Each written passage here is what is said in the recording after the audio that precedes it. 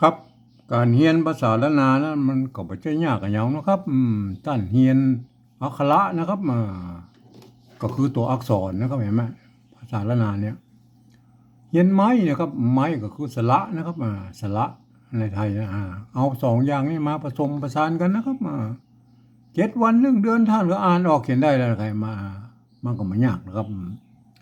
แต่มันจะยากตอนที่ว่าเราจะเอาไปขยายความมาคนอื่นในหูในอ่านโตยนี่ก็ ได้อ่านโตยเนี่ยมันยากกว่านี้ครับอันคนที่เปิ้นเรียนรู้ภาษาละนามานะมันมีน้อยครับ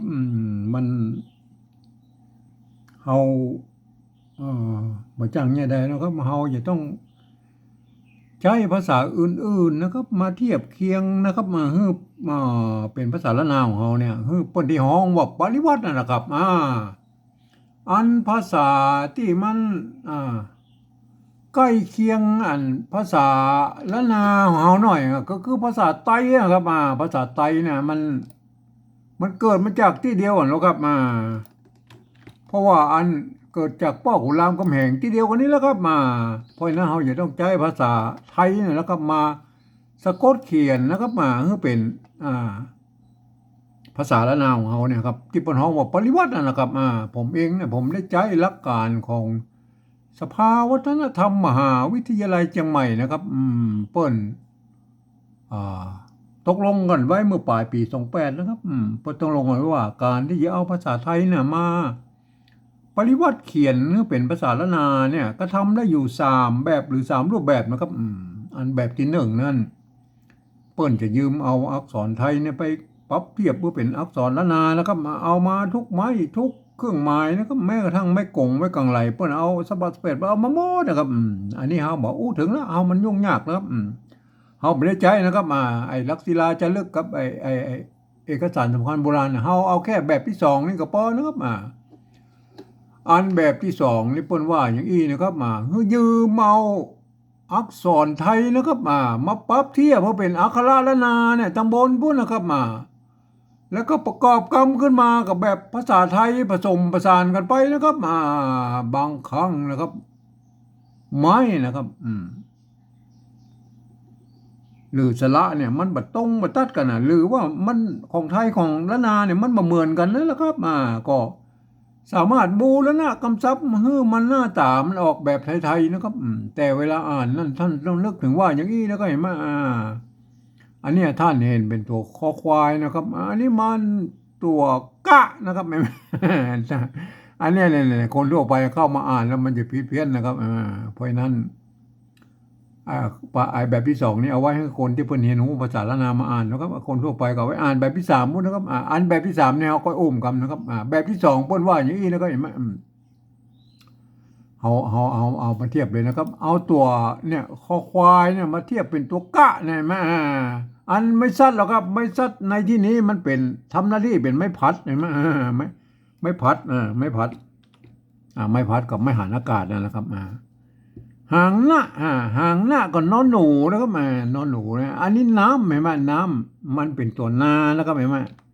นาแล้วก็ไม่กำนะก็คือไม่กำสระอำนะครับแล้วก็ไม่โทนะครับก็บูรณะมันเป็นคำไทยนะครับ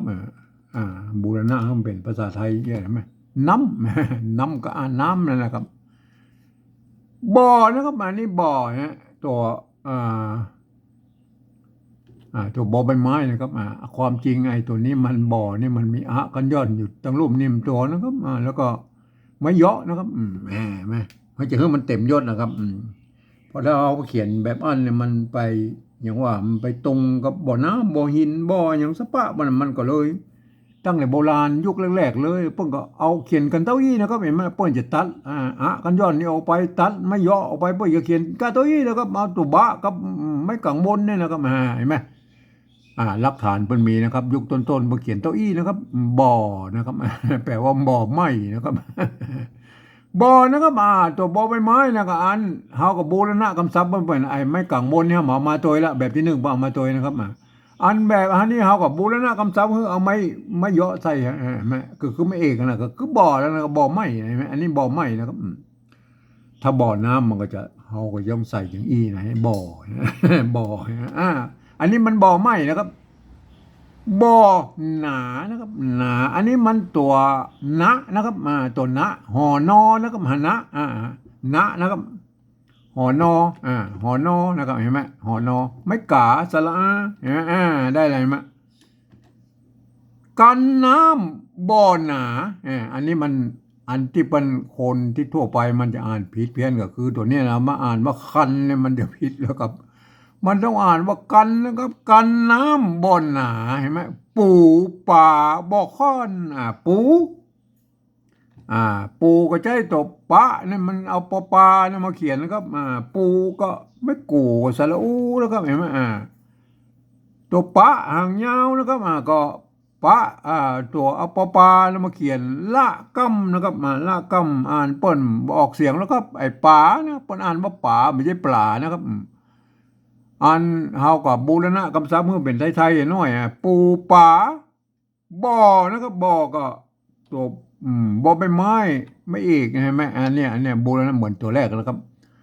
ค่อนเอาแล้วทีนี้มาถึงไอ้กำเสียงโทพิเศษอะไรไหมโทเมืองค่อนเสียงโทพิเศษนะครับอันกำนี้เสียงในไทยมันบ่มีนะครับวรรณยกนะครับบ่มีวรรณยกผันเฮือนะครับอันภาษาไทยเปิ้นระบบ5เสียงนะครับเปิ้นจะเปิ้นจะพันได้แค่5เสียงนะครับกากะก้ากากานะครับ5เสียงต่ออันนะครับอันภาษาละนาวของเฮามันพันได้6เสียงนะครับกากะก้ากากากาเห็นไหมมันได้6เสียงนะครับมันก้าก็มาเนี่ยคำตวงมันมีเสียงโทพิเศษโทเมืองนะครับที่วัดพระสิงห์บนห้องว่าตีเพี้ยนนะครับอันนี้แหละครับเห็นไหมมาเขียนมาได้นะครับอันนี้มันเฮาเทียบไปก่อนนะครับค่อนตุกะตุกะอันไม่ขอจ้างกันย่อนอ่างใช่ไหมอันนี้ตัวละเห็นไหมตัวละในที่นี้เนี่ยมันเปิ้นเขียนแทนตัวนะนะครับเฮากับโบราณคำศัพท์เมื่อวันเป็นตัวนอหนูเนอะเห็นไหมแต่แบบที่หนึ่งเปิ้นอยากเขียนเป็นตัวรอเรือนะครับตัวละนะครับเห็นไหมอันนี้มันคือภาษาละนานะครับปูป่าบอกค่อนนะครับกินนะครับตุกะเมื่อกี้นะครับตัวหน้าเห็นไหมตัวหน้ากันน้องหนูกินนะครับนั้นว่าไม่ใช่กินนะครับกินแกงนะครับแกงนะครับไม่แก่ตุกะตุกะก็กอไก่นะตัวงองูงะงองูกินแกงนะครับไม่ใช่กินแกงนะครับกินแกงบอนนะครับบอนตัวบอใบไม้กันย้อนนะครับเนี่ยตัวละก็เป็นตัวน้องหนูนะครับทางบนเนี่ยเปิ้นเขียนแทนตัวนอนหนูนะถ้าแบบที่หนึ่งเปิ้นก็เขียนตัวละนะครับมันนะครับมันก็มานะครับไม่หันอากาศนะไม่ซัดตัวหน้าไหนมาจ้างนะครับจ้างอันนี้มันอ่านตัวจ้านะครับเปิ้นอ่านจ้างเสียงโทปกตินะครับจ้างนะครับก็ยืมตัวชอช้างมาเป็นตัวจ้านะครับใส่ไม่ย่อเข้าไปนะไม่กานะครับตัวงะเห็นไหมจ้างคันนะครับคันตัวใจตัวคอคนนะครับเทียบมาเป็นตัวข้าหางยาวเนี่ยไม่ซัดกับไม่หันอากาศคันนะนอนหนูนะครับนอกนะครับตัวหน้านะครับกันย่อนนะครับตัวกะนะครับเห็นไหมเนี่ยก็ไปตามตัวแล้วครับลิ้นนะครับลิ้นนะครับตัวละนะครับไม่กี้นะครับไม่โทนะครับไม่ชัดก็ไม่โทนะลิ้นก็ตัวนะอะไรมาได้อะไรมาก็อย่างนี้นะก็ไอ้มากันคนอื่นมันสามารถเข้ามาอ่านได้นะอ่านว่าอย่างนี้นะครับกันน้ำบ่อหนาปูป่าบ่อค่อนเสียงโทพิเศษได้ไหมกินแกงบอนมันจ้างคันนอกลิ้น อันนี้คือแบบที่สองนะครับบ่สามารถที่จะให้คนที่เป็นบ่ได้เรียนภาษาละนามาอ่านได้นะครับคนที่จะเรียนอ่านได้นี่มันจะต้องเป็นคนที่เพิ่นเรียนภาษาละนามานะครับอ่านคนที่บ่ได้เรียนภาษาละนามานั่นก็ คือไปอ่าคือไปอ่านแบบที่สามป้นนะครับแบบที่สามป้นว่าอย่างอี้นะครับ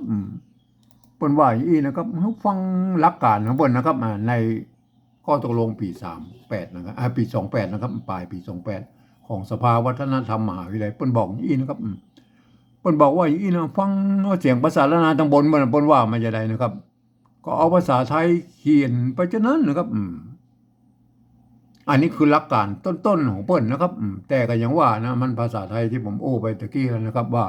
มันเป็นระบบ5 เสียงนะครับมันจะเอามาเขียนระบบ6 เสียงของภาษาละนาเนี่ยมันบัดได้กับบัดได้บางเสียงนะอันเสียงโทพิเศษโทเมืองนะอันวัดประสิงห์บนห้องวัดตีเพี้ยนอันเนี้ยเปิ้นบ่มีวรรณยุกต์นะครับเพราะฉะนั้นท่านก็จะต้องไปรัดแปลงเอาเองนะครับอันบางที่เปิ้นก็อันเออเปิบหรือว่าขี้ตูนั่นน่ะเอาอันเนี้ยเนี่ยค่อนเนี่ยมาเป็นคือเป็นเสียงโทพิเศษเนี่ยมันใจอย่างนี้มันอันปกติแล้วมันภาษาแบบที่สามเปิ้นอ่านว่าค่อนนะครับได้เสียงโทพิเศษเสียงโทปกติด้านไหนไหมมันบ่ได้นะครับมันก็จะพลาบกับไปหมดอย่างจ้างไหนมันเขียนจ้างมันก็เลยกลายเป็นจ้างไม่ใช่เอามาดูแล้วนะครับเอาแบบที่สามเขาฟังนะครับเฮาบ่พอก็ได้นะเฮาบ่พอแล้วบนก็ได้เฮารับหูรับตารับตาอย่างเดียวก็พอแล้วหูมันรับไม่ได้นะครับกันนะครับเปิ้นว่ากันนะเห็นไหมเฮาได้ยินเสียงกันนะเฮาตัวนี้มันอย่างมันคันนะครับกันมันเนี่ยเอากอไก่เขียนนะครับกัน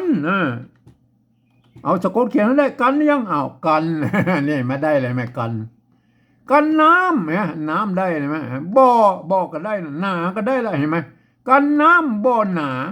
ปูนะครับอันนี้ปูอันนี้เปิ้นคนไทยเปิ้นอ่านไว้เลยอ่านว่าปู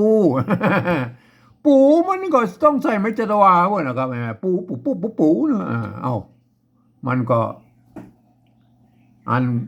ในภาษาละนาภาษาไทยเพิ่นอาจจะบ่มีนะครับคำว่าปูอย่างนี้มันก็เฮาก็เอาได้บ่ได้ตามเสียงของภาษาละนาแล้วก็แล้วกันนะครับก็คือแบบที่3นี่เฮาก็สามารถปรับปรุงเปลี่ยนแปลงได้นะครับก็เพราะว่ามันเปิ้นภาษาละนาภาษาไทยเปิ้นเขียนบ่ได้หรอกครับเมื่อเขียนได้เฮาก็จะต้องปรับปรุงเปลี่ยนแปลงให้มันอ่านได้ตามเสียงของภาษาละนานะครับผมเน้นให้มันได้ตามเสียงของจารณาไตยวนเจียงใหม่นะครับแบบนี้นะครับอันนี้เหรอป๋าอันนี้เปิ้นไทยเปิ้นอ่านว่าปลานะครับป๋าเขาต้องอ่านว่าอีนะครับเขาก็อนุโลมเมื่อเขียนว่าป๋านี่แล้วก็ปลานี่แหละครับใส่ไม่จรวาบ่ไหนมั้ยอันกรณีนี้ก็อันตัวรอกำนี่บ่อ่านนะครับตามหลักภาษาไทยเนี่ยเขาก็เว้นหรือบ่เนี่ยนะครับในแบบที่3เนี่ยก็อ่านว่าป๋านะครับปูป๋าอันตัวที่2นี่ก็ปูป๋าเห็นไหมเพิ่นอ่านว่าปูป๋าอยู่แล้วนะครับอันนี้มันตัวป๋านะครับอันนี้มันตัวละไม่กาไม่กูใช่ไหมอันตัวป๋านี่เพิ่นอ่านว่าปูอยู่แล้วนะอันตัวป๋าตัวละไม่กาเนี่ยเพิ่นก็อ่านว่าป๋านะครับเปิ้นบ่อ่านว่าปลานะครับเปิ้นบ่ลั่นลิ้นนะครับอย่างเงี้ยได้มั้ยวิธีการอ่านมันก็จะแตกต่างกันไปแบบ2กับแบบ3นะครับแบบ3ก็อ่านว่าปูป๋าอันบนเนี่ยก็อ่านว่าปูป๋าเห็นมั้ยบ่อค่อนนี่มันค่อนนะครับอันนี้มันเสียงโทพิเศษนะครับมันได้แล้วยังอันนี้มันเห็นมั้ยค่อนมันเสียงโทปกตินะครับท่านจะเปิดว่าเป็นมันเป็นค่อนเนี่ยได้แล้วก็ไอ้นี่รอเนี่ยได้มันจะพะเลิบคำว่าจ้างทั้งหลังนี่เห็นมั้ยเดี๋ยวไปเจอคำว่าจ้างนะครับค่อนนะครับเสียงโทพิเศษนะครับอันวัดพระสิงห์นะบนห้องวัดตีเพี้ยนนะครับเพื่อจะใช้ไอ้ตัวนี้เป็นตัวเอียงนะครับในกรณีของผมนั่นนะผมก็ปรับปรุงเปลี่ยนแปลงโดยการเอาจุดใส่ประดับไว้อย่างนี้นะครับเอาจุดประดับไว้อย่างนี้นะครับหูไว้ว่าอันกำที่มีจุดประดับนี่ออกเสียงโทพิเศษโทเมืองนะครับค่อนเต้าไอ้ตัวนี้อะไรไหมเอาแล้วตำบลนี่ปนามาอ่านว่าค่อนนะครับเปิ้นบ่อ่านว่าค่อนนะครับครับท่านละอ่านภาษาแบบที่2นี่ท่านต้องนึกถึงว่าอันนี้เป็นตัวคะนะครับไม่ขอจ้างนะครับตัวกันย่อนนะครับตัวหน้าเห็นไหมห่างหน้าเห็นไหมอ่านว่าค่อนนะครับตามเสียงโท เมืองนะครับตามสำเนียงเชียงใหม่ตะยวนนะครับเห็นไหมอันลุ่มนี่แล้วครับอันลุ่มถ้ามันมีจุดมันก็อ่านว่าค่อนนะครับ มันเป็นขอไข่แล้วก็ไม้โทแล้วก็ตัวอ้างแล้วก็ตัวนอนหนูนะเห็นไหมอ่านว่าค่อนนะครับอันนี้ตามหลักภาษาไทยว่าอ่านว่าค่อนนะครับเพราะฉะนั้นผมจะให้มันเป็นค่อนได้อย่างไรผมก็เอาใส่จุดประดับไว้เยอะแล้วครับเห็นไหมเห็นไหมอันนี้ตามฉบับแบบฉบับของสิงเคอานะครับกินสิงเคอานะครับพายะเอาไปเรียนแบบผมก็บอกสงวนลิขสิทธิ์นะครับก็สุดแล้วแต่ท่านนะครับท่านจะเขียนบ่เขียนก็เป็นเรื่องของท่านนะครับเป็นลิขสิทธิ์ของท่านนะครับท่านจะเขียนได้ก็บอกว่ากันนะครับบ่อค่อนไหนไหมปูปลาบ่อค่อนกินนะครับนี่มันอันนี้ภาษาไทยเพิ่นอ่านว่าอย่างเพิ่นอ่านว่ากินแล้วก็กินเนี่ยได้ใส่ไม้จันวาบ่เนี่ยกินเห็นไหมแกงอันนี้เพิ่นอ่านว่าอย่างแกงเห็นไหมภาษาไทย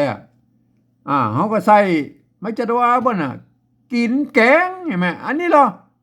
อันนี้ประกาศว่ากินแกงอันนี้มันตัวกะแล้วก็ไม้กินะตัวหางหน้าแล้วก็ไม้แก่นะตัวกะตัวหางงะนะครับตัวงะน้อยตั้งลุ่มเห็นไหมกินแกงเห็นไหมเพราะนั้นว่ากินแกงนะครับอันลุ่มนี่มันก็เมื่อใส่ไม้จัตวาแล้วก็อ่านว่ากินแกงเห็นไหมบอนบอนนี่มันมีปัญหามันตรงกันเห็นไหมคำที่มันตรงกันก็มีนะครับในภาษาไทยนะเพราะว่ามันเป็นภาษาที่มันเกิดมาจากพ่อขุนรามคำแหงที่เดียวกันนะครับมันบางกำมันก็เหมือนกันนะครับ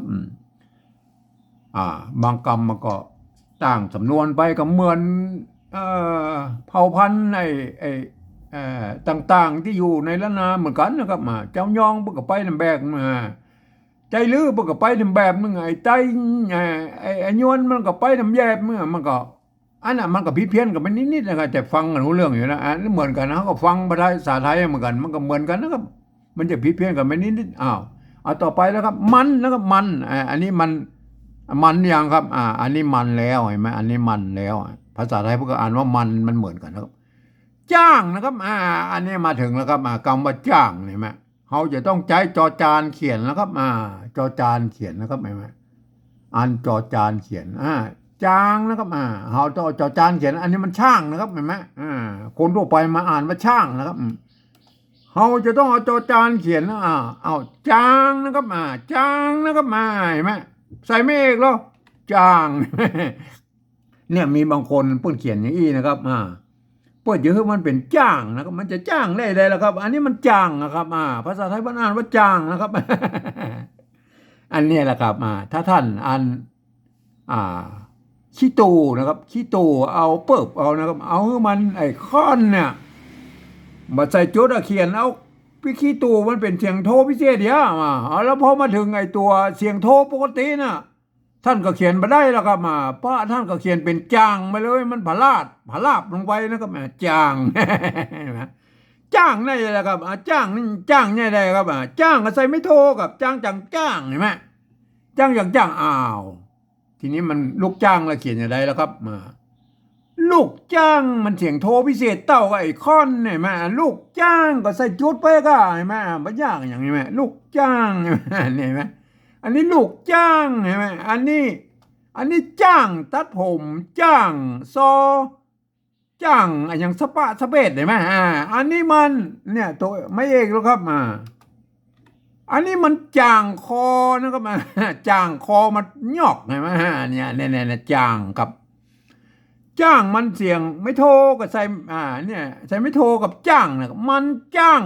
คันนะครับคันนี่มันอันภาษาไทยเปิ้นใจคอควายนะครับเปิ้นใจคอควายเขาก็เอาเปลี่ยนเป็นคอควายเปิ้นเนี่ยครับคันนะครับคอควายนะครับไม้หันอากาศเห็นไหมไม่คันนะครับมันจ้างคันนอกลิ้นลิ้นมันเสียงตีแล้วเขามันต้องไปเหมือนกันแล้วเขาก็บ่ต้องไปยุ่งเนี่ยมาอ่านแล้วล่ะคนทั่วไปบ่ก็ยังอ่านว่าอย่างนี้นะครับกันน้ำบ่อหนาปูปลาบ่อค่อนเสียงโทพิเศษนะครับกินแกงบอนมันจ้างเห็นไหมจ้างนี่เสียงโทปกตินะครับคันนอกลิ้นนะครับ กันน้ำบ่อหนาปูปลาบ่ค่อนกินแกงบอนมันจ้างคันนอกลิ้นเนี่ยเนี่ยเห็นไหมอ่าถ้าเขาเขียนอย่างนี้นะครับเป็นฝรั่งบางค่าที่ไหนมาถ้าเรียนภาษาไทยนะเขียนไปตามยกเว้นนะครับอ่านไปจะอี้นะครับมาอ่านไปตามลักที่บังคับเนี่ยมันก็จะได้สำเนียงเชียงใหม่แต่ยวนไปเลยนะครับเห็นไหมมันจะทำให้มันเป็นภาษาที่มันเปิ้นห้องว่าอ่านสามารถให้ทุกคนทั่วไปได้อ่านนะครับไม่ใช่จำกัดเฉพาะถิ่นนะครับที่เปิ้นสมัยที่โบราณมาเขียนมานะครับโบราณยุคป่ายนะหรือว่ายุค50 ปี100 ปีที่ผ่านมานะพวกก็เขียนก็เอาแบบไอ้แบบ2แบบ3เนี่ยมาผสมประสานกันไปนะครับอันนี้มันมั่วนะครับมันมั่วอันนี้ผมบ่มั่วนะครับผมใช้หลักการการปฏิวัติแบบของสภาวัฒนธรรมมหาวิทยาลัยเชียงใหม่นะครับแต่บางครั้งมันก็ไอ้แบบที่3นี่มันก็บ่ได้นะครับผมเองก็ต้องดัดแปลงให้มันได้นะครับเห็นไหมอันแบบ2นี่มันบ่มีปัญหาแล้วครับเปิ้นเทียบมาจากอันภาษาละนาตำบลพูดนะพวกก็เขียนไปตามที่เทียบมันมานะครับอันสระหรือไม้ตรงไหนมันบ่ตรงมาตัดกันกับบูรณะคำศัพท์มันเหียนะเปิ้นก็อ่านได้ตามของเปิ้นนะแต่ต้องเป็นคนเรียนภาษาฮู้ภาษาละนามาอ่านนะครับอ่านว่าอย่างนี้เห็นไหมกันน้ำบ่อหนาปูปลาบ่ค่อนกินแกงบอนมันจังคันนอกลิ้นเห็นไหมนี่ไหมมันท่านเป็นคนทั่วไปก็จะมาอ่านนะครับบัดต้องมาอ่านไอ้คำนี้นะแล้วเพิ่นเขียนมาไว้อย่างไรไอ้คำไอ้แบบที่2เนี่ยเปิ้นเขียนมาเพื่อไว้อันภาษาละนาตำบลนู่นน่ะเปิ้นหายไปแล้วครับเปิ้นก็จะเอาไอ้ภาษาปริวัติแบบที่2เนี่ยครับปริวัติแบกกลับนะครับไปเป็นภาษาละนาตำบลผู้ใดนะครับโดยที่มันใกล้เคียงที่สุดเห็นไหมมันอย่างเงี้ยนะครับประโยชน์มันมีแค่นี้นะครับแบบที่2เนี่ยนะครับเห็นไหมอันแบบภาษาละนาพวกก็เขียนได้อย่างอี้นะส่วนใหญ่พวกก็เขียนอย่างอี้นะมันอาจจะผิดเพี้ยนกับไปนิดๆหน่อยๆนะครับบางครั้งพวกก็บ่อนี่มาอาจจะใส่ไม่เยอะก็ได้นะหรืออย่างนั้นนะครับใครก็แล้วแต่นะครับพวกก็เขียนนะแต่ส่วนใหญ่จะต้องเขียนแบบอี้นะครับเห็นไหมมันจะผิดเพี้ยนกับไปนิดๆหน่อยๆทั้งนั้นนะครับอย่างเช่นไอ้ตัวละลอลิงเนี่ยบ่ใส่ก็ได้นะครับมันป่านะมันก็ป่าอยู่แล้วเห็นไหมใส่มันกำงามๆนะเหมือนภาษาไทยมันก็ใส่กันมานะเห็นไหมก็อย่างเงี้ยนะครับเห็นไหมอ่านภาษาละนาเห็นไหมพวกก็อ่านว่าอย่างเงี้ยเห็นไหมกันน้ำบ่อหนาปูปลาบ่ค่อนกินแกงบอนมันจังคันนอกลิ้นเห็นไหมครับเอาไปศึกษากันนะครับการปริวัตินะครับในแบบฉบับของกิ้นสิงเคอานะครับก็ของผมเองเนี่ยนะครับผมก็ใช้หลักการของสภาวัฒนธรรมมหาวิทยาลัยเชียงใหม่นะครับมาเขียนนะครับแล้วก็ปรับปรุงเปลี่ยนแปลงอย่างนิดๆหน่อยๆนะครับเพื่อให้มันได้ตามเสียงของภาษาละนานะครับก็ท่านก็เอาไปฝึกนะครับท่านจะเขียนอย่างใดก็เป็นเรื่องของท่านนะครับมันเป็นความสามารถของท่านเองนะครับก็บอกว่ากันนะครับวันนี้ผมก็ขอบรรยายเพียงแค่นี้นะครับ